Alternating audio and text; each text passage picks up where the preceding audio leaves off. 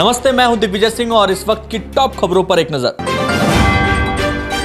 उत्तर प्रदेश के झांसी में रक्षाबंधन के मौके पर बहनों के बीच ऑपरेशन सिंदूर राखी का जबरदस्त क्रेज दिखाई दे रहा है। इन राखियों के हर पैकेट में राखी के साथ साथ सिंदूर और चावल भी शामिल है। बाजारों में राखी खरीद रही बहनों का कहना है कि इस बार राखी सिर्फ एक धागा नहीं बल्कि देश के लिए गर्व की एक भावनात्मक डोर है।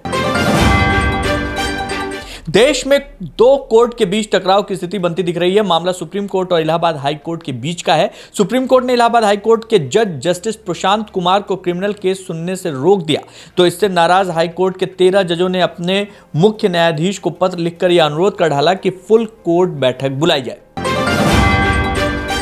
दिल्ली में 2 दिन से तेज धूप खिली हुई है, ऐसे में लोगों को गर्मी का सामना करना पड़ रहा है। अब मौसम विभाग ने 9 अगस्त से दिल्ली में बारिश की संभावना जताई है। इसके अलावा और भी राज्यों में बारिश का अलर्ट है। हिमाचल और उत्तराखंड में भी 2 दिन भारी बारिश होने की संभावना है।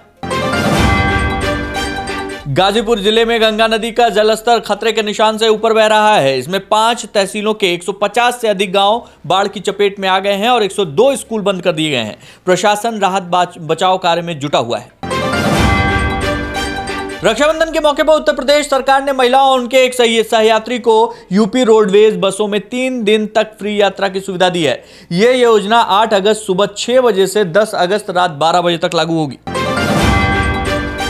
कानपुर में सीजीएसटी ने एक बड़े फर्जीवाड़े का पर्दाफाश किया है। मोहम्मद फरहीन नाम के एक व्यक्ति ने दर्जन भर शेल कंपनियां बनाकर करोड़ों रुपए की टैक्स चोरी की। उसने अपने नौकर के नाम पर भी एक कंपनी खोल रखी थी, जिससे लगभग 6 करोड़ का कारोबार हुआ।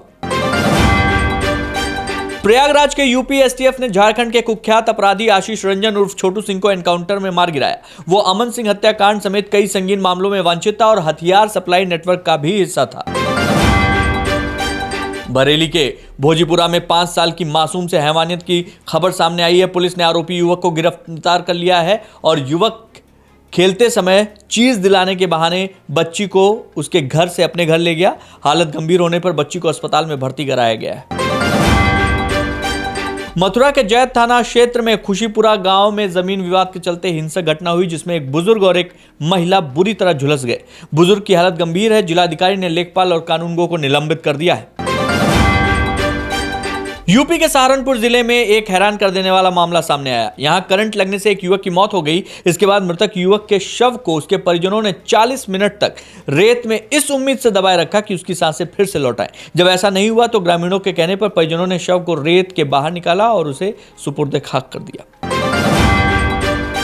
फिरोजाबाद में ऑटो से घर लौट रही महिला को कार सवार 5 लोगों ने अगवा कर जबरदस्ती करने की कोशिश की। महिला के शोर मचाने पर खेत में काम कर रहे लोगों ने उसे बचाया। पुलिस ने केस दर्ज कर आरोपियों की तलाश शुरू की है। उत्तर प्रदेश के सहारनपुर जिले में सीएम योगी आदित्यनाथ के ड्रीम प्रोजेक्ट मां शाकुंभरी यूनिवर्सिटी में जल भराव का वीडियो सामने आया है। यूनिवर्सिटी के कुलपति को ट्रैक्टर पर सवार होकर घर लौटना पड़ा। भारी बारिश के कारण यूनिवर्सिटी वीसी आवास में करीब 1 फीट तक पानी भर गया है। यूपी के कौशाम्बी जिले में एक स्कूल में तैनात महिला टीचर इन दिनों स्कूल में ही फिल्मी गानों पर रील बना रही हैं। ऐसा आरोप है कि स्कूल में पढ़ रहे छात्रों के अभिभावकों ने लगाया है। ऐसा आरोप उनका कहना है कि इस संबंध में हेडमास्टर से भी शिकायत की गई, लेकिन कोई कार्रवाई नहीं हुई। इटावा जिले की सिविल लाइंस थाना पुलिस ने एक फर्जी ऊर्जा मंत्री को गिरफ्तार किया है।